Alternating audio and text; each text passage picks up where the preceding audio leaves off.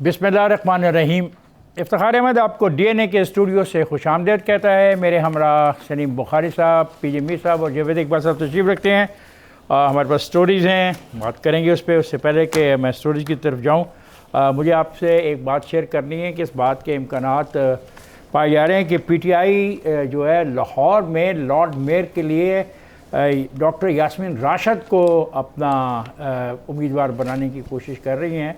और CM house में आजकल ये मामला बहुत ज़ेर बहस है और CM की तो सारी सपोर्ट उनको हासिल है और मुमकिन तौर पे तवक्को की जा रही है कि इमरान खान के अगला दौरा लाहौर में यास्मीन राशिद साहब का नाम फाइनल कर दिया जाएगा।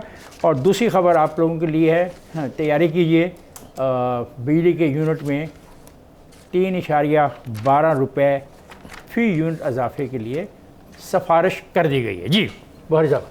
जी, मेरे ख्याल से पहली स्टोरी जो है, ये जो एक मौजज़ाती वाक़या हुआ है कि पहले मनफी में थी, फिर 1.49 थी और अब ये अचानक 5.37 हो गई है। मुझे याद है एक हवाला जो हमने इसी हुकूमत में सुना था, वो ये कि जी इसहाक डार साहब फिगर फजिंग करते थे। ये मुआवजा कैसे हुआ है, इसके ऊपर यकीनी तौर पे बात करनी चाहिए और करेंगे हम बात इस पर। बिल्कुल जी। एक और जो बड़ी अच्छी मैं समझता हूँ कि एक डेवलपमेंट है कि हमारे फॉरेन मिनिस्टर जी जी जल्दी के मिनिस्टर नहीं, फॉरेन मिनिस्टर, उन्होंने कहा है कि जी आपस में अपोजिशन और गवर्नमेंट की बातचीत होनी चाहिए। तो मैं समझता हूँ अच्छा है, लेकिन इसके ऊपर आई थिंक जो एहसन इकबाल ने एक दो ऑब्जर्वेशंस हैं, I think that needs to be discussed. मेरा ख्याल है कि थोड़ा सा अफ़गानिस्तान के बारे में भी हम बात कर लें। और प्रेसिडेंट बाइडन ने जो स्टेटमेंट दी है कि एक ही हुकूमत, जिस तरह उधर के हालात हैं, मुख्तलिफ़ कौमें रहती हैं, मुख्तलिफ़ लोग हैं, मुख्तलिफ़ अकायद हैं, तो एक ही हुकूमत के तहत अफ़गानिस्तान को मुत्तहद नहीं रखा जा सकता। ये तो बुखारी साहब शुरू से बोलते आ रहे हैं और इफ्तिखार साहब भी बोलते आ रहे हैं, बाइडन ने भी कह दिया आज। और माजी की उसने मिसालें दी हैं कि जितनी एम्पायर्स आए वो सब उनकी फेलियर की वजह यही है। करेक्ट। अच्छा ख़ुरान, इससे पहले कि आज इंतहाई अहम मौजू जो शुरू किया बुखारी साहब ने, इस पर बात हो, मैं एक ट्वीट मुझे मौसूल हुई है। ये बहुत तवील ट्वीट है, मैं सारी की तो सारी नहीं आपसे शेयर कर सकता। ये 45 पॉइंट्स के ऊपर एक है। किसी ने एक सवाल उठाया, अगर आप मुझे याद है बुखारी साहब, उसने कहा कि हमारे पे इल्ज़ाम है कि हम लोग टैक्स नहीं देते। टोल प्लाजे पे हम क्या देते हैं? हमारे पे से मुराद अवाम टैक्स नहीं देती। वो उस अवाम के किसी ने पूछा है कि टोल प्लाजे पे हम क्या देते हैं, शनाख्ती कार्ड बनवाना हो तो क्या देते हैं, पासपोर्ट बनवाना हो तो क्या देते हैं, होटल में जब खाना खाते हैं तो उस पर जो टैक्स देते हैं उसको क्या देते हैं, बिजली के बिल में जो एक चीज़ को ख़ास लग के आती है जिस पर वैस चल रही है वो हम क्या देते हैं, मोबाइल सेट पे लिया जाता है उस पर क्या देते हैं, फ़ोन का जो कार्ड लेते हैं उस पर जो कटौती होती है उसको क्या कहोगे, सुई गैस के बिल पर जो टैक्स लग के आता है उसको क्या कहोगे, जब हम गाड़ी लेते हैं तो उस पर जो टैक्स दिया जाता है उसको क्या टैक्स नहीं कहोगे तो और क्या कहोगे, जब हम प्रॉपर्टी ख़रीदते हैं उससे का जो लेते हो क्या उसको टैक्स नहीं कहोगे तो और क्या कहोगे, जब हम प्रॉपर्टी बेचते हैं उस पर टैक्स नहीं कहोगे तो और क्या कहोगे, जब हम गाड़ी में पेट्रोल डलवाते हैं तो फिर उस पर जो लेते हो वो क्या टैक्स नहीं है तो क्या, जब हम mineral water, Coke, Sprite, Pepsi वाला जो लेते हैं उस पर जो हम टैक्स अदा करते हैं वो टैक्स नहीं है तो और क्या है। मतलब है तो बहुत लंबा, लेकिन मैं फ़ायदा उठाना चाहता हूँ। मैं दिस इज़ वेरी इंपॉर्टेंट। किसी आदमी ने इतनी मेहनत करके हमें बताया, हुकूमती तर्जुमान कहते हैं जी लोग टैक्स ही नहीं देते, लोग टैक्स ही नहीं देते। उसने कहा जी मुझे बताओ कि जब सिगरेट लेते हैं तो टैक्स देते नहीं देते, दवाई लेते हैं तो टैक्स देते नहीं देते, ड्राइविंग लाइसेंस बनवाते हैं तो टैक्स देते नहीं देते, मोटरवे पे सफ़र करते होते हैं तो जो चीज़ें खरीदते हैं उन पर टैक्स देते नहीं देते हैं, कपड़े जूते खरीदते वक्त, अस्पताल में एडमिट होते वक्त, साइकिल खरीदते वक्त, इवन वो कहता है कि बच्चे की जब जन्म पर्ची बनवानी हो तो उसकी कोई फीस देते नहीं देते, डेथ सर्टिफिकेट बनवाइए के बगैर कुछ देते नहीं देते, ज़मीनों के रजिस्ट्री पे कुछ देते ही नहीं देते, नहर का पानी इस्तेमाल करते हैं तो उसके पैसे देते नहीं देते, वासा का पानी इस्तेमाल करते हैं तो पैसे देते नहीं देते, जो ज़मींदार अपनी फसल मंडी लेके जाता है तो वहाँ पर जो फ़ीस अदा करता है वो देते ही नहीं देते, सालाना फ़ीस आप शहरों में घरों पर जो लेते हैं हाउस टैक्स के नाम पर वो क्या चीज़ है, टेलीविज़न पर जो आप टैक्स दे रहे हैं क्या वो टैक्स नहीं है, सरकारी बच्चों को जो बच्चे फ़ीस देते हैं स्कूल में क्या आप उसको क्या कहेंगे। उसने कहा कि मुझे बताओ गाड़ियों को सालाना टोकन टैक्स लेते भी नहीं लेते, असले के रिन्यूअल के लिए टैक्स लेते नहीं लेते, आई डोंट नो। फॉदर साहब ये बहुत लंबा चौड़ा है, ये तो टाइम ही ले जाएगा। मैं आपको एक मसला हल कर दूं। या। मेरे ख्याल से इतनी मेहनत करने की बजाय अगर वो ये मेहनत कर लेते कि क्या चीज़ है जिस पर हम टैक्स नहीं लेते, उसे लोगों तो को वो ज़्यादा बेहतर लोगों होगा। को समझाने के लिए मैं शुक्रगुजार हूँ जिस आदमी ने भी ये मुझे ट्वीट करके नहीं, यकीनी तौर पे उसने मेहनत की है। मतलब बहुत मेहनत की है। और ये उन लोगों के लिए मैं पढ़ रहा था कि जो कहता है जनरलाइज बात, अवाम टैक्स नहीं देते, अवाम तावन नहीं करते, अवाम अपनी जिम्मेदारियां नहीं निभाते। लेकिन ये जो अवाम ने इतने जो कहा, उसने कहा निकाह रजिस्टर कराने की जो फीस है वो लेते हो नहीं लेते हो। उसने कहा कि मुझे बताओ बच्चों का बेफार बनाने की फीस लेते हो नहीं लेते हो। उसने कहा मुझे बताओ कि बॉर्डर एरिया से दरख्त काटने और मालिक की अपनी ज़मीन से मिट्टी या रेत निकालने के लिए यूज फीस लेते हो, उसको तुम क्या कहोगे? है किसी के पास जवाब? इसलिए खान साहब, आर दे नॉट टैक्सेस? इसलिए खान साहब आपकी जो डायरेक्ट टैक्सेशन है वो 37% से 33% पे आ गई है, और आपकी जो इनडायरेक्ट टैक्सेशन वो बढ़ गई है। तो ये जो आपने मिसालें दी सारी हैं indirect वो सारी इनडायरेक्ट टैक्सेशन के। इस हुकूमत ने जो वादा किया था पहले अपने वादे से मुनहरफ हो गई ना। इन्होंने कहा था कि हम जो डायरेक्ट टैक्सेशन है उसको रिड्यूस करेंगे और डायरेक्ट टैक्सेशन को बढ़ाएंगे, 37 से 44% पे लेके जाएंगे और इनडायरेक्ट को कम करेंगे, और जबकि उल्ट हो गया। मेरी गुजारिश ये है इस हवाले से खान साहब, पहले तो हम ज़रा रियलिटी देखें कि रियलिटी चेक एक ज़रूर होना चाहिए कि हमें पता चला कि 1920-21 का 2019 और 2019 और 2020 का जो बजट था वो मनफी में था। फिर 2020-2021 का बजट जो था वो 1.9 ग्रोथ थी उसकी। अब ये अचानक मैं सुबह उठाऊं तो पता चला जनाब, ये तो कल की बात कर रहा हूँ मैं, कि ये तो 5.35 हो गई है। और आपको मुबारक हो। नहीं, मैं 2-3 बातें इस हवाले से अर्ज करना चाहता हूँ कि अगर मैं मुबारक दिए बगैर नहीं आगे जाऊँ, मैं नहीं जाऊँ। चलिए आपको मुबारक हो कि आपकी सालाना आमदन में इजाफा हुआ है $200 का। इसकी तो मुबारकबाद दो ना। ये छुपा के जो बताते नहीं, ये सारा उसी आप घर में बताते नहीं हो कि आपको देखिए सागदार के ऊपर सालाना आपको मिल रहा है। सागदार के ऊपर इल्ज़ाम था कि वो फिगर फजिंग करते थे। मेरे ख्याल से this is the best model of figure fudging. अगर आप बेस चेंज करके फिगर चेंज करेंगे तो फिर पिछली हुकूमतों के उनसे भी बेहतर हो जाएंगे। लिहाजा नवाज शरीफ गवर्नमेंट का फिर 6.1 हो जाएगा। तो इसको तो एक तरफ रख दें। इस तरफ दूसरी तरफ प्राइम मिनिस्टर साहब ये दावा कर रहे हैं कि हमने मुलाजमतें भी दी हैं, आपने लिखा हुआ भी है यहाँ पर।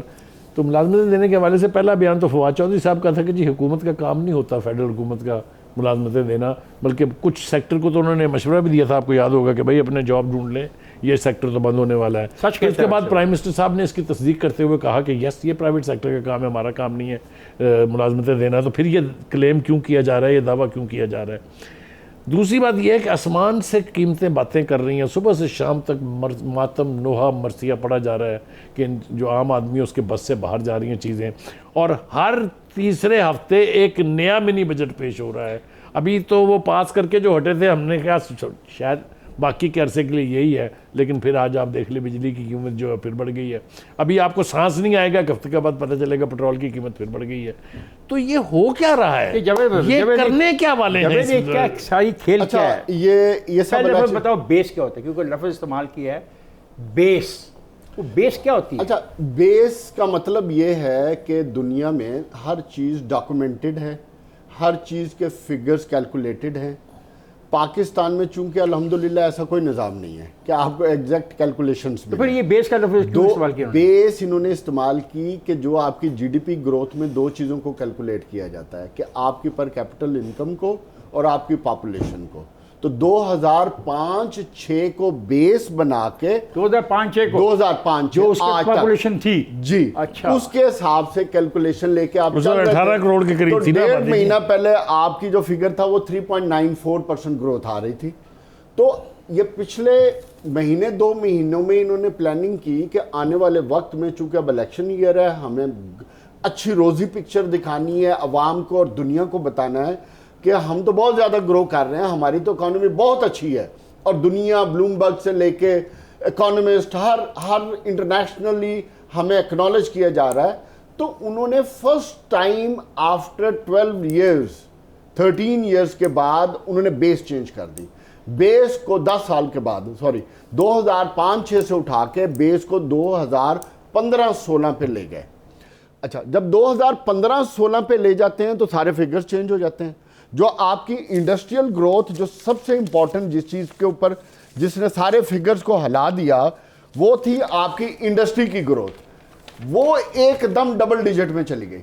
तय होगी जिसके- ना, नहीं, दुकान कारखाने लगे हो, देखिए, तुम्हें नजर ही ना आ रहा हो। वो तो ये कह रहे हैं कि ये हो गई, मान लें। वो तुम मान लेना, मुखालिफ हो, तुम्हें कारखाने हाँ नजर साहब, नहीं आ रहे। वक्ती तौर पे ये सारे फिगर्स की मैनिपुलेशन है, ये सिर्फ परसेप्शन डेवलप करने की मैनिपुलेशन है। लेकिन असल जो बात करने वाली है आम आवाम के लिए, और जो पाकिस्तान के, और ये जो फिगर्स होते हैं, मैं आपको एक चीज बताऊं, ये सबसे इंपॉर्टेंट होते हैं। ये बड़ी कंपनी, कॉर्पोरेट कंपनीज को सपोर्ट करते हैं, उनके बिजनेस को ग्रोथ करते हैं। लेकिन जब आप जाएंगे मिडिल टीयर में, लोअर मिडिल टीयर में और आम आवाम की, तो ये सारे नुकसान में है, ये सब माइनस में आएंगे। आखिरी एक बात और कर दूं, देखें, मेरे लिए जीडीपी ग्रोथ 7% हो, 5% हो, 10% हो, मुझे कोई फर्क नहीं पड़ता। फर्क इसलिए नहीं पड़ता अगर आम आदमी के घर में चीजें सस्ती मिल रही हैं। ये कौन सा जीडीपी ग्रोथ है कि आपकी इकोनॉमी तो साइज श्रिंक हो गया है, 315 जो 2018 में था, आज जो $87 बिलियन का है 200, और दूसरा आपकी इन्फ्लेशन डबल डिजिट से नीचे नहीं आ रही। आप कर्जों का सहारा लेके, में भी ऐसा हुआ, कर्जों का सहारा लेके आप मुल्क चला रहे हैं। और इंपॉर्टेंट बात, 10 दिन पहले आप आईएमएफ के पैरों में पड़े हुए थे, उनकी अभी तक पड़े हुए। अगर आपकी को बचाने के लिए गए थे ना, इतनी अच्छी थी, आप लोगों को बचाने के लिए, आप लोगों को बचाने के लिए गए तो थे। फिर आज डॉलर आपका 80 पैसे महंगा क्यों हो गया? फिर नहीं, खान साहब, वो बचाने के लिए नहीं था, वो तो हमारे प्राइम मिनिस्टर को खुदकुशी से बचाने के लिए था। यार आप अकल की बात यार, ये लोग संजीदा नहीं है। देखो ना, उससे मैंने बेस का पूछा तो वो ऐसी बात, उसने बेस की बात बता दी आपको। अब आप बताए ना, वो तो कहता है, हमाद अजहर कहता है कि पिछले जो थे ना, उन्होंने तो तबाही की थी। 14 साल में उसने कहा है ना कि ये पहली दफा ग्रोथ आई है 14 साल में, हमाद ये कह रहा है। ठीक है जी, और वो उसके बाद नहीं आई है, ये नहीं आई है। सर एक सेकेंड, आप खुद शौकत तरीन की तारीफ करते हैं, ठीक है, और हिस्टोरिकली देखा, सॉरी, शौकत अजीज की। देखें, बात आती है कि हमने हर गवर्नमेंट को यही कहा, आपने कहा कि इसाक डार फज कर गया, उससे पहले कोई और फज कर गया, हम किसी पे बात तो रखते कोई नहीं है। अब but before I get on to the main subject, अभी आपने बड़ी एक लंबी तमीद बांधी थी कि उस पर टैक्स है। मैंने तमीद नहीं बांधी थी, मैंने कुछ हक़ाइक़ आपसे शेयर किए थे। बिल्कुल, अगर आपको बुरे लगे तो मैं माज़रत खाऊं, लेकिन ये आवाम का मसला है। नहीं, आवाम का मसला है। आवाम का मसला है तो आवाम को टैक्स देना है। ये जो चीजें आपने बताई हैं, दे हैव टू पे फॉर। तो फिर नहीं, सुने ना, फिर ये आवाम को टैक्स देना है, तो वज़ीर खुजाना जो टीवी चैनल पे कहते हैं आवाम टैक्स, इसके बारे में क्या ख्याल है? नहीं, इस वज़ीर खुजाना के बारे में आपका क्या ख्याल है? आवाम टैक्स देती है, ये इस वज़ीर खुजाना के बारे में को फरमाया था कि आगे चलें। सुने तो सही ना, सुने तो सही, इसको कहते हैं वैल्यू एडेड टैक्स। सवाल है टैक्स है या नहीं है? वो कहते हैं आवाम ने कहा, आवाम टैक्स नहीं देती। देखिए बात सुने, इनडायरेक्ट टैक्सेशन की आपने बात की है, वैल्यू एडेड है। डेथ सर्टिफिकेट पर जो पर्ची बनवाते हो वो वैल्यू एडेड है। ये बच्चे की पैदाइश पे वैल्यू एडेड है। क्या वैल्यू एडेड किया आपने डेथ पे? जो भी चीज लेंगे, please understand economics. I do understand economics. No, you not. मैं आवाम की समझता हूं। आवाम भी जो चीज लेगा टैक्स मैं आवाम की बात समझता हूं और मुझे वही समझनी है। ये जो बात खान साहब कह रहे हैं और आपके बड़ा मामूली सा फर्क है, वो कह रहे हैं कि ये नहीं कहना चाहिए कि आवाम टैक्स देते ही नहीं। बिल्कुल ठीक बात है, ये इतनी सी बात है, ये सिर्फ इतनी सी बात कर रहे हैं। भाई आप जो चीज लेते हो, पेट्रोल लेते हो, खाना लेते हो, कुछ लेते हो, लेकिन पीजे आपके जज्बात अपनी जगह, लेकिन ये बताएं कि बाहर के मुल्कों की तरह क्या टैक्स लेके उसका रिटर्न आवाम को मिलता है? नहीं। ये तो आपका जो आपका टॉप, ये एक चीज आपको मैं बताऊं कि जो भी बाहर की आप बात करते हैं वो टैक्स देता है और रिटर्न्स भी देता है, ठीक है। आज हमारे मुल्क के अंदर आपका जो कॉर्पोरेट सेक्टर है, कॉर्पोरेट सेक्टर की कंप्लेंट यही है कि हम टैक्स दे के मर गए, हमारे पैसे वापस आवाम जो देती है, क्या कर रहे हो सर? आवाम देती है टैक्स, आवाम एक एक चीज पे देती है और पूरी दुनिया देती है। इंटरप्शन, मैं आपको कन्विक्शन से कह रहा हूं कि अभी भी सैलरी पेड लोग मेजर सोर्स हाईएस्ट है, वो हाईएस्ट है। फिर हाउ कैन यू से कि कॉर्पोरेट सेक्टर पूरा टैक्स दे रहा है? हाँ, ये कॉर्पोरेट सेक्टर से ही तो टैक्स लेना है। नहीं, अभी एक बात देखें, आपकी तो इकोनॉमी, आपको पता ही नहीं है कि आपके मुल्क में कितने लोग हैं। ठीक है, यही तो अब बात है। ये सारी बात यही है कि नहीं? आपको देखें, पता ही नहीं है। हमने अभी मैं वो बात कर रहा हूं, देखें पूरी दुनिया में पीजे ये को चेंज complete होती करो, है। पीजे की बात को मैं पीजे सेकंड कर रहा हूं, complete। हमारी तरफ तो कोई चीज की कैलकुलेशन एग्जैक्टली करी नहीं है। सर देखें, पीजे को कंप्लीट करने दो, मुझे फिर ब्रेक पे जाना। ये पीजे देखिए अब द क्वेश्चन अराइजेस कि आप सबसे पहले अपने नेट बेस को ब्रॉडन करें, उसको बड़ा करें, और फिर आप बात करें कि हम ये करेंगे, वो करेंगे, ये करेंगे। आपने जिक्र किया पहले कि जी ये इन्होंने आने से पहले कहा था हम इनडायरेक्ट टैक्सेशन रिड्यूस करेंगे। आपने रिड्यूस नहीं की है, आपने उसको बढ़ाया, आपने इनडायरेक्ट टैक्सेशन को और तकड़ा कर दिया। अब द क्वेश्चन इज मरेगा कौन?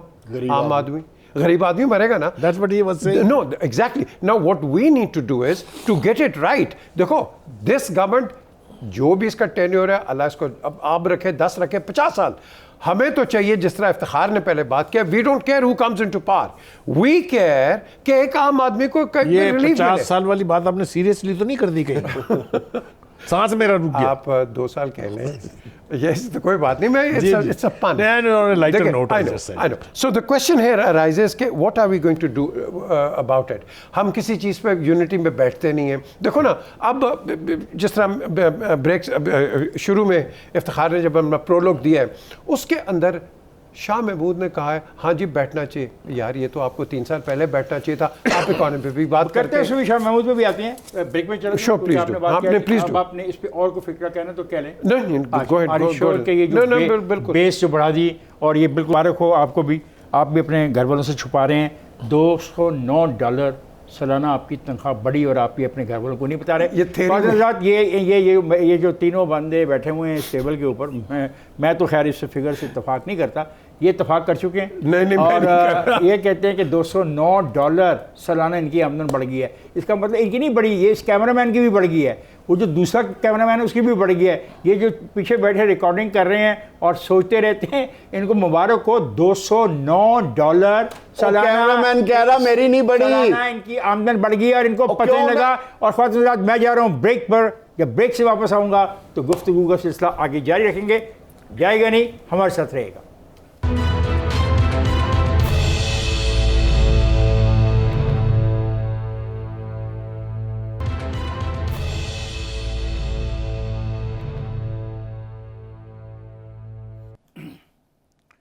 वेलकम है ख्वातीन हज़रात। जब मैं ये पढ़ रहा था जो कौन कौन से टैक्स की बात, तो मेरे दोस्तों ने कहा कि इसमें तो कुछ तो टैक्स है, तो कुछ पर्ची होती है, तो कुछ फीसें होती हैं।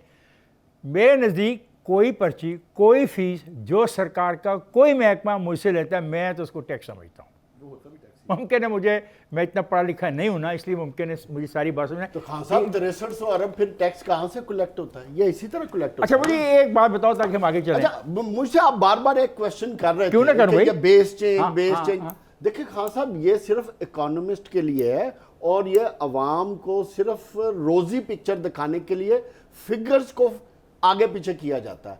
इसका अगर आप ये कहें कि आम आवाम को फायदा या नुकसान होगा, वो नहीं होना, क्योंकि आपकी इन्फ्लेशन भी उधर है, आपके कर्जे भी उधर है। 3,000 रुपया इस हिसाब से 3,000 रुपये का फायदा हुआ अच्छा, महीने का। आपके कर्जे भी उधर हैं, कीमतें भी उधर आपके रेवेन्यू भी 6200 पे ही खड़े हैं, टारगेट IMF भी वैसे ही खड़ा है, ठीक है। और सिर्फ आखिरी सवाल, मैं सिर्फ जो हुकूमत से सवाल करना चाहता हूँ, बड़ा अच्छा काम किया आपने दुनिया को रोजी पिक्चर दिखाने के लिए। ये ख्याल आपको 3.5 साल पहले क्यों नहीं आया? वो उनको अभी पता लगा ना, क्योंकि आगे इलेक्शन है। पीछे मैं आपसे बात, आप बड़े पढ़े लिखे आदमी हो, हम लफ्ज़ रोज़ी क्यों इस्तेमाल करते हैं? रोज़ को के फूल को हम रोज़ी पिक्चर के तौर पे इस्तेमाल करते हैं, हम मोतियाई क्यों नहीं कहते हैं, कोई और क्यों नहीं कहते?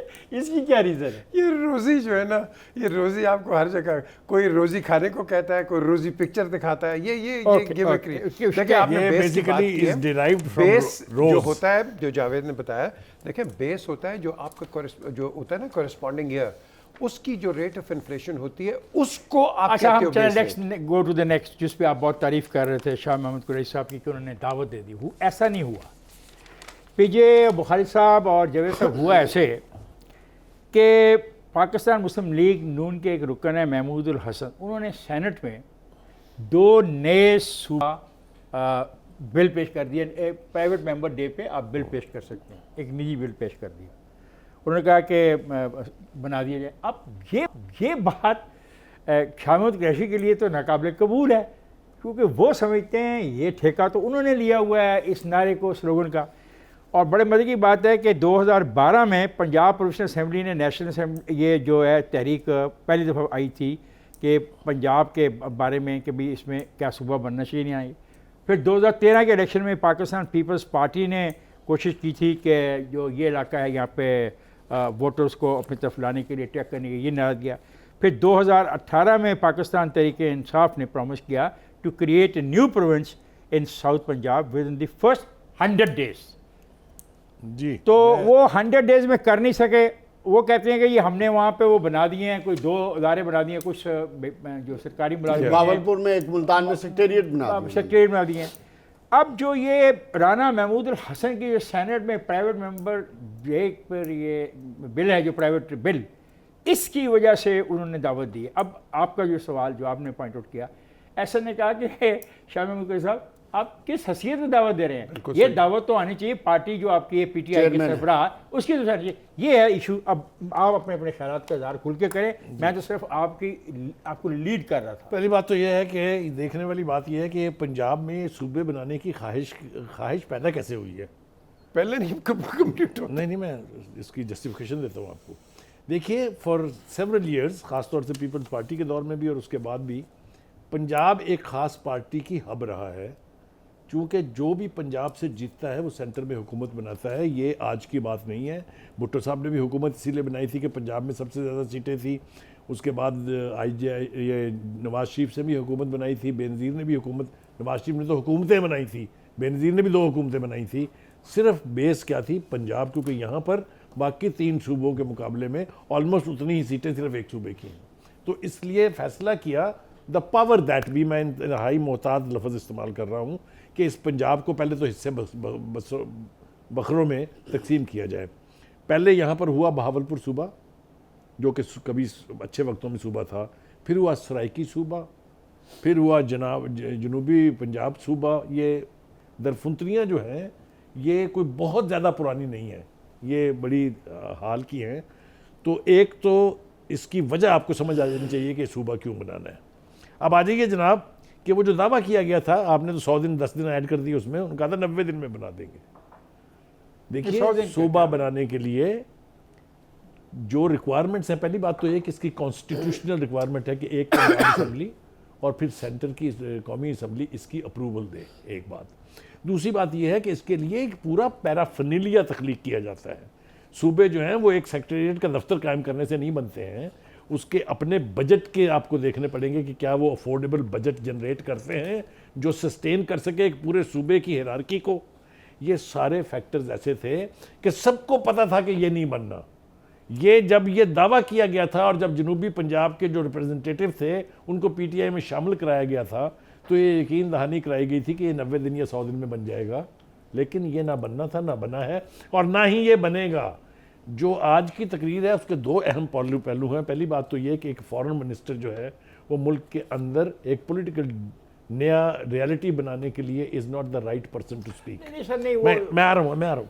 जब वो बोल रहे थे तो उस वक्त एहसन इकबाल ने एक और जुमला कहा था जिसका आपने जिक्र नहीं किया। उसने कहा ऐसे लग रहा है कि ये आज इंटरव्यू दे रहे हैं फॉर दोज पीपल कि मैं भी प्राइम मिनिस्टर का कैंडिडेट हूँ, मेरी तरफ भी देखें। तो मैं तो बिल्कुल उसके ऊपर 100% इत्तेफाक करता हूँ। गुजारिश ये है, don't make promises that you can not. बहुत सर, मैं इसमें छोटी सी बात कहना चाहूँगा, बुरा ना मनाइएगा। सूबे बनते हैं और हमारे साथ जो मुल्क है हिंदुस्तान, उसमें ख़ासतौर पे वहाँ के पंजाब के बारे में भी ये बहुत बहस हुई। वहाँ पे हरियाणा बनाया उसी पंजाब से बना ना, पंजाब के 3 किए गए, एक कुछ ज़बान पे किए गए, कुछ जो इस पर भी वही डिबेट है कि ज़बान की बुनियाद पे किया जाए, एडमिनिस्ट्रेटिव यूनिट किए जाए। रीज़न वहाँ भी यही थी, ठीक है, कि पंजाब की स्ट्रेंथ को डिवाइड किया जाए। बन तो गए ना सर, बन गए और तस्लीम भी करी गए। 1970 में बहुत बड़ी तहरीक चली थी कि भावलपुर को वापस लाओ, क्योंकि जब 1 यूनिट बनाया गया तो 1 यूनिट ख़त्म हो गया जुलाई 1970 में। उन्होंने मुतालबा किया कि 1 यूनिट में तो आपने भावलपुर को डाल दिया था, अब 1 यूनिट ख़त्म हो गया, हमारा सूबा में वापस करो। और इतनी स्ट्रॉन्ग तहरीक थी, मैं आप मुझसे सीनियर हैं, कि उन्होंने पाकिस्तान पीपल्स पार्टी जैसी पार्टी को उड़ा के रख दिया उस इलाके में। यानी पाकिस्तान पीपल्स पार्टी के नुमाइंदगान वहाँ पे इंतखाब जीत ही नहीं सके। और फिर वहाँ पे तहरीक चली जिसमें गरीब से लेकर नवाब तक शामिल था। और वन ऑफ एक जो उनके कैदी थे हमारे साथ सिब्बी जेल में थे, सेठ अबैदुर रहमान, बाद में उनका जो बेटा है वो मुस्लिम लीग नून में कौमी असम्बली का रुकन भी बना। तो ये तहरीक है। और अब क्यों की गई बात, आपने बड़ा अजीब फिक्र कहा, मैंने नहीं सुना कि ये बात कही एहसन इकबाल ने कि इसलिए कुछ सब बात कर रहे हैं, ये कुछ लोगों को यकीन दिलाना चाहते हैं कि मैं भी I am a prime minister, सभी said it on the floor. Okay sir, okay ठीक है, लेकिन आई थिंक इसके अंदर और है, यहाँ तो एक पार्लियामेंट्री प्रोटोकॉल भी है। अगर आपने बुलाना है, आई एग्री विद एहसन कि the prime minister as the party head and as the prime minister of the incumbent government he should be inviting. बिल्कुल सही बात है, यू नो इसमें कोई और बुरी बात भी नहीं है। वो कहते हैं अगर आपने ये एड्रेस करना था तो शायद खाकान अब्बासी को कह दो, इस तरह कर लो। 1609 में ये बन चुका था सूबा उस जमाने में। बिल्कुल बना था, बिल्कुल बना, दीपालपुर भी था। देखिए द क्वेश्चन हियर अराइजेज कि हम हर चीज़ को तोड़ना क्यों चाहते हैं। बात तो आपका सवाल भी आ गया, जवाब भी आ गया, to get into power, to break Punjab. इसमें सर ये भी बात है, लेकिन ये बहुत संजीदा मामला है। मैं आपको बताऊं, जज्बाती बात ना करें क्योंकि हम बात टीवी पे कर रहे हैं। जैसे मैंने कहा कि हिंदुस्तान में मुख्तलिफ बुनियादों पर उस पंजाब की तकसीम हुई है, ये एक रियलिटी है। और ये पंजाब में अगर तकसीम हो जाती है और उसकी रीजनिंग अच्छी है और लोगों का मुतालबा है तो हमें क्या इनकार है। हमारे आइन में तरीक़ाकार का तयन, एक मिनट मैं दोस्तों को बता दूँ वो तरीक़ाकार क्या है। आइन में तरीक़ाकार का तयन कर दिया गया कि अगर एक नया सूबा कार्व करना होगा तो उसमें क्या तरीक़ाकार होगा। आपको पता है कि हमारे जो दोस्त हैं अपना फारूक सत्तार वगैरह, उन्होंने भी ऐसा एक प्राइवेट मेंबर डे के ऊपर एक बिल उस ज़माने में अपने हक़ के लिए पेश किया था। तो इसमें घबराने की बात नहीं है। सवाल यह है कि डिबेट असल में ये है कि हु शुड इनवाइट। ये जो तासर दिया जा रहा है कि हम अपोजिशन से बात करना चाह रहे हैं, पिछले दिन फवाद साहब भी बात करना चाह रहे थे, आज ये बात करना चाह रहे हैं, ये तासर क्यों दिया जा रहा है जावेद? मैं तो इस सारी डिस्कशन में बड़ा हैरान बैठा हूं कि इस सारी डिस्कशन में तमाम पॉलिटिकल रीजनिंग डिफाइन की जा रही है सूबा बनाने या ना बनाने की। कोई इस वक्त इस पॉइंट पे तवज्जो नहीं देना चाहता कि जो अवाम है जो लाहौर से 10-10 घंटे के फासले पे रह रहे हैं, जो जिस बदहाली में बैठे हुए हैं, उनका कोई रोना नहीं रो रहा, उनकी तो कोई बात नहीं करना चाह रहा कि जो बंदा सादकाबाद में बैठा है, जो बंदा डीजी खां में बैठा है, उसको अपने काम काजों के लिए ये रीजनिंग है, ये रीजनिंग है ना, ये रीजनिंग है। आपको किसी का ऑब्जेक्ट नहीं किया। आप मेरे पे ये साबित करना चाह रहे हैं, शायद मैं इसकी मुखालफत कर रहा हूं। नो रीजनिंग है, this is one of the reasoning. मुझे बात तो मुकम्मल करने दें, मुझे बात तो करने दें मुकम्मल। लेकिन कि एक आम आदमी जो डीजी खान में बैठा है उसके हकूक और उसके राइट्स की कोई बात नहीं कर रहा कि उसका भी किसी ने काम करना, उसने भी अदालतों को फेस करना है। एक बंदा सादकाबाद से चल के हाई कोर्ट में पेशी के लिए आता, पता चलता जज साहब नहीं है, एडमिनिस्ट्रेटिव किसी काम सेक्रेटरी इरिगेशन के पास आता, पता चलता सेक्रेटरी साहब चीफ मिनिस्टर के पास नहीं है।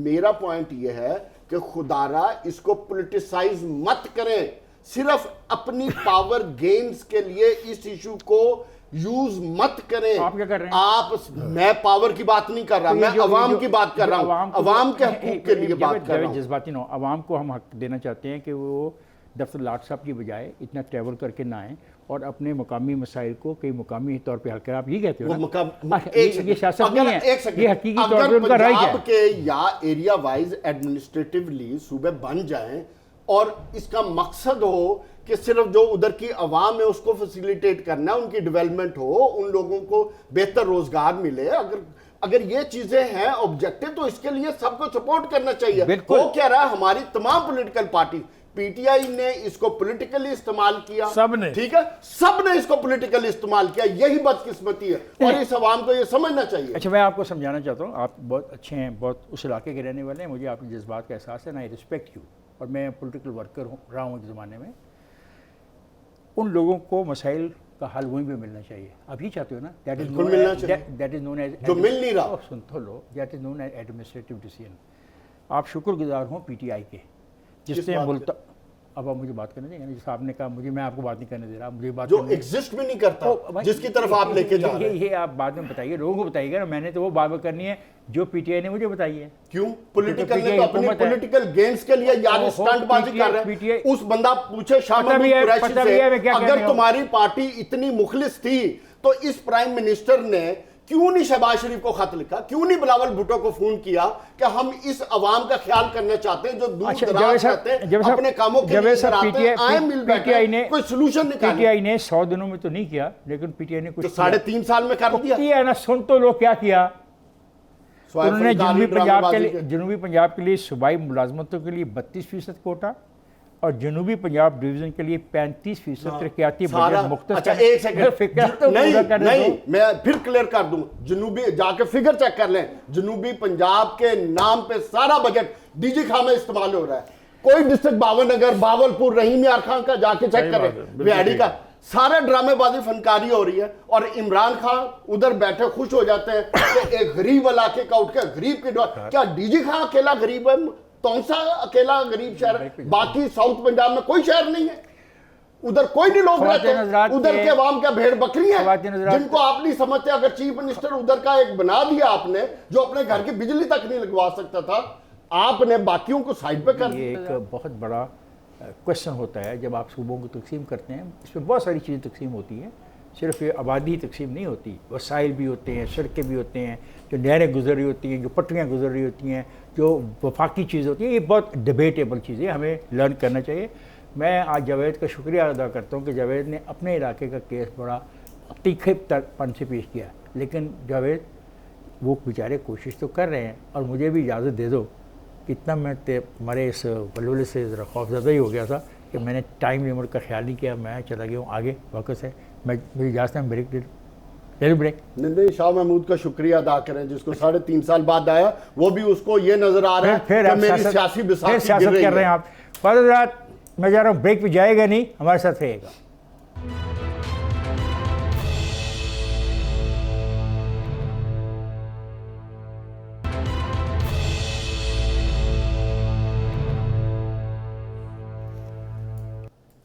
वेलकम बैक ख्वाजात। आज अमेरिकी सदर जो बाइडन यहाँ पे ज़ेर बहस आएगा हमारे दोस्तों के दरमियान, उसने कोई बयान दे दिया है और बुखारी साहब कह रहे हैं कि वो अफ़गानिस्तान से मुतल्लिक़ है।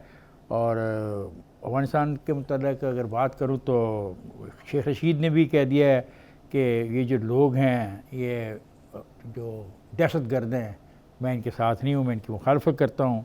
और वज़ीर दाखिला ने कहा सिर्फ 21 किलोमीटर जो है फेंसिंग बाकी रह गई है। तो ये बाइडन ने क्या कह दिया कि अफ़गानिस्तान अपनी अफवाज इसलिए वापस बुला ली, क्या मतलब समझ नहीं आ रही मुझे, क्या पीजी क्या कहना चाह रहे हो? देखिए ये आपका सवाल है, लेकिन एक पॉइंट है, I can't resist, I have to explain it.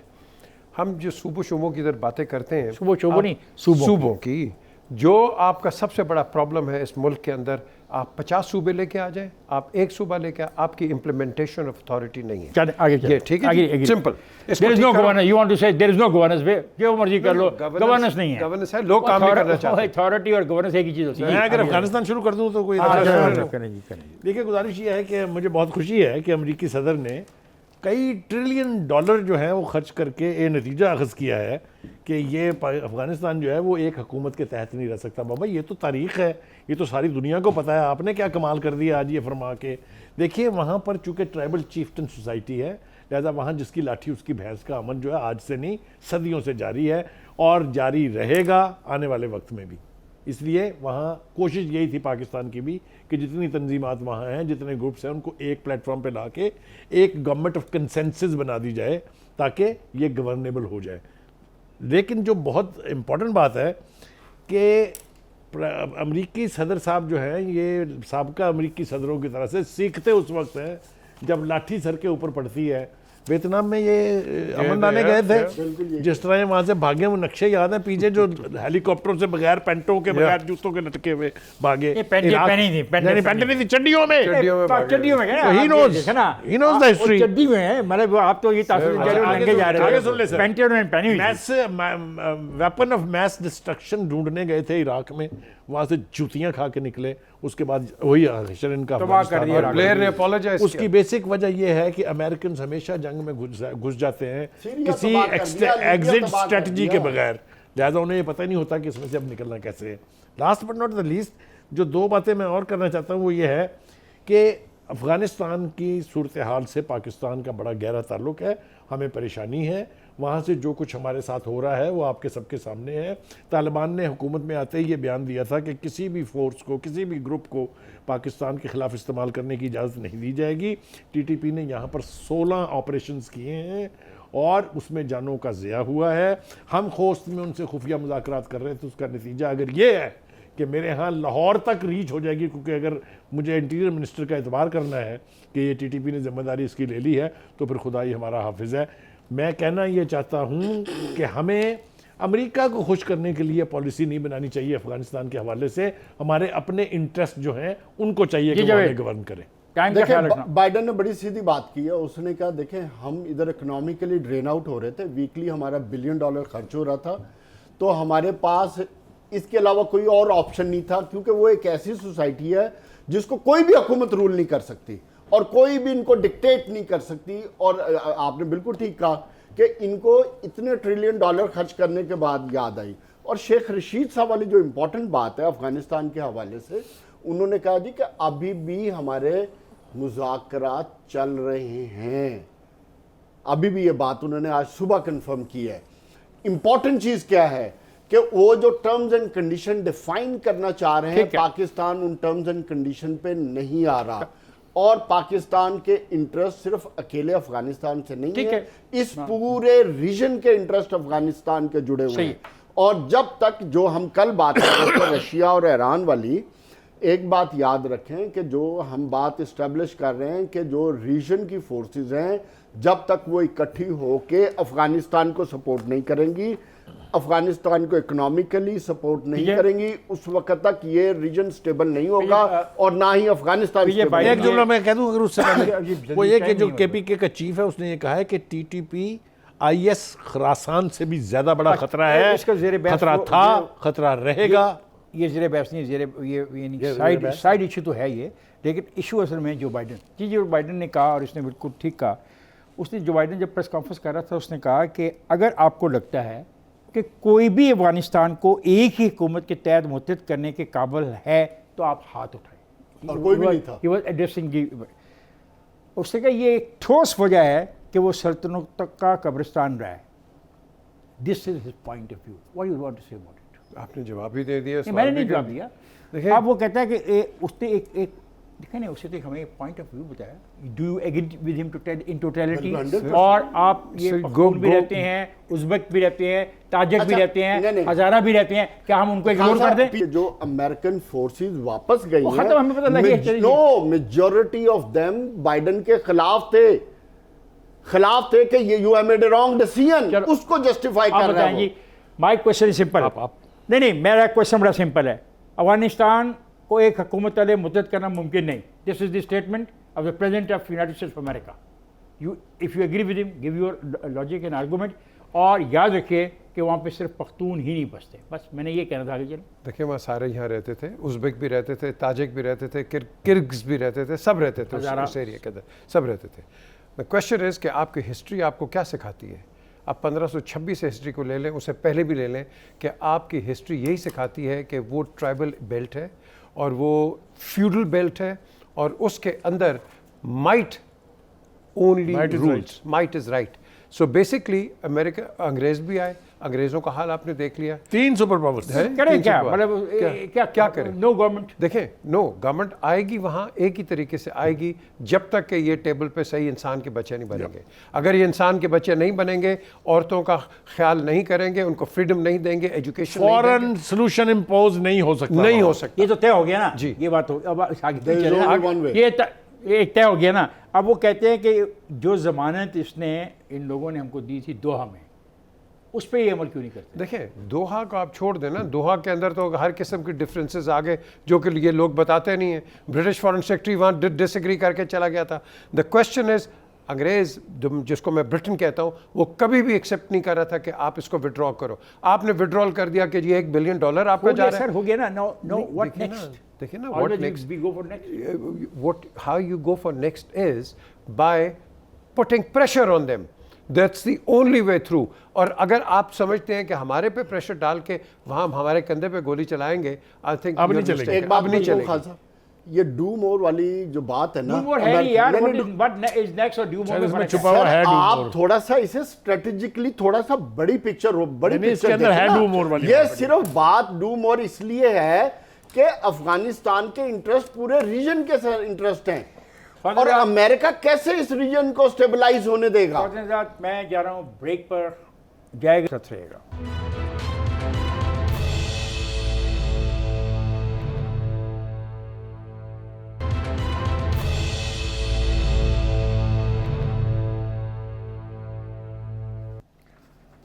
Welcome back फौजन हज़रात। पाकिस्तान में कोरोना वबाई सूरत अख्तियार करता जा रहा है। 7,000 से ज़्यादा केसेस रिपोर्ट हो गए हैं और सिंध में 3,828, पंजाब 1,887, इस्लामाबाद 1,360, खैबर पख्तूनख्वा 453, आज़ाद कश्मीर 113, बलूचिस्तान 32 एंड गिलगित बल्तिस्तान 6। अब सवाल ये पैदा हो रहा है कि इसको रोका कैसे जाए। ये है आज का मेरा सवाल और ये डिबेट चल रही है अब पूरे मुल्क में कि क्या किया जाए। ये इसकी में तेज़ी आ रही है, जैसा कि मैंने रिक्वेस्ट की पहले भी मास्क पहनने की, एक तो वो तरीक़ाकार है। अब हम दोस्त बैठे हुए हैं, फिर एक दफ़ा बात करके देखते हैं कि क्या लोग बात को समझ रहे हैं या नहीं समझ रहे। बखर साहब, मेरे ख्याल से बिल्कुल आपने सही कहा है कि ये सूरत हाल अब ऐसी है कि क्या हम इस आने वाली एपिडेमिक की जो सूरत हाल है उसके लिए तैयार हैं, both as a nation and as a government. मेरा इसके अंदर जो ज़ाती, मैं बिल्कुल कन्विक्शन से अर्ज़ कर रहा हूँ कि हमने पहली लहर जो इसकी थी जिसने 2 साल तक तबाही मचाए रखी, उससे सीख के ना हमने अपने हस्पतालों की सूरत हाल को बेहतर किया है, ना हमारे यहाँ वेंटिलेटर की तादाद बढ़ी है। हमारा ख्याल ये था कि ये आई और चली गई, जिस तरह हमें शुरू में कहा गया था कि छोटा सा ये फ्लू होता है फिर 2-3 दिन में ख़त्म हो जाता है ये, तो हम उसी के मुताबिक चल रहे हैं। जबकि पूरी दुनिया अलार्म्ड है, पूरी दुनिया में ये जो सेकंड वेरिएंट आ रहा है, चाहे वो डेल्टा है चाहे वो ये ओमिक्रॉन है, तो ये सूरत हाल जो है हमें ज़हनी तौर पर इसके लिए तैयार होना चाहिए। लोगों को चाहिए कि प्रिकॉशंस जो हैं इसके बारे में किसी ने आके उनकी मिन्नतें नहीं करनी है। ये आपका अपना पहला डिफेंस लाइन है। आप अपनी पहली डिफेंस लाइन पर ही अगर कायम नहीं है तो आपको अस्पताल में जाके क्या रिलीफ मिलेगा जब आप आखिरी स्टेज पर वहाँ पहुँचेंगे। तो ये बात खान साहब मैं कन्विक्शन से कह रहा हूँ और आप भी इसको एंडोर्स करें कि पहला डिफेंस लाइन जो है वो लोगों की खुद है कि वो मास्क लगाएं, वो सोशल डिस्टेंसिंग करें, वो सैनिटाइज़र इस्तेमाल करें। फिर हम हुकूमत से मुतालबा करने की पोजीशन में होंगे कि जनाब हमने अपना काम तो कर दिया है, अब आप अस्पतालों की सूरत हाल की जिम्मेदारी उठाएं। सर मैं इसके बगैर नहीं होगा। मैं एक बात और कहना चाह रहा हूँ कि मैं चीज़ महसूस कर रहा हूँ कि ग़ालिबन पंजाब में किसी ने वज़ीर आला पंजाब को ये कहा कि ये हर आदमी को मुफ्त देते रहो mask. I agree with him, लेकिन सर मास्क लोगों को मिल जाने चाहिए। ये ना कि कागज़ों में सब पंजाब के लोगों को मास्क मिल जाएं और मास्क लोगों को ना मिले। नहीं, साफ कहे ना कि पैसे किसी और के मैं कुछ नहीं कह रहा, मैंने कुछ नहीं कहा, एग्री नहीं करता। मैंने कुछ नहीं कहा, ये खाता नहीं खोलना चाहिए। मैंने नहीं कहा क्या खाता किसने खोला, मतलब ये मुफ्त मास्क देने वाला वो इसकी बजाय उसने भाई वो किसी वो अच्छे दे रहे काम के लिए हैं। मेरे इस्तेमाल दोस्त करना में चाहिए। उन्होंने कहा मैंने आपको इत्तला दे दी और मैंने कहा कि दे दिए जाएं। मैंने कुछ कहा, एक minute let me tell you, Muzaffarabad 23.94%, Islamabad 18.91%, Lahore 17.89, Rawalpindi 17.47, Peshawar 15.59। Ji Javed. नहीं, आप कराची भूल गए। I am sorry, I apologise. अच्छा, ये जो 5वीं लहर इस वक्त चल रही है ओमिक्रॉन की, इस वेरिएंट से का जो सबसे ज़्यादा नुकसान है कि ये फ्लू और बुखार वगैरह करता है मोस्टली, और जिन लोगों ने वैक्सीन करवाई हुई है, रनिंग नोज है, खांसी है, हाँ, जो लोग वैक्सीन करवा ली है वो कंपैरेटिवली महफूज हैं।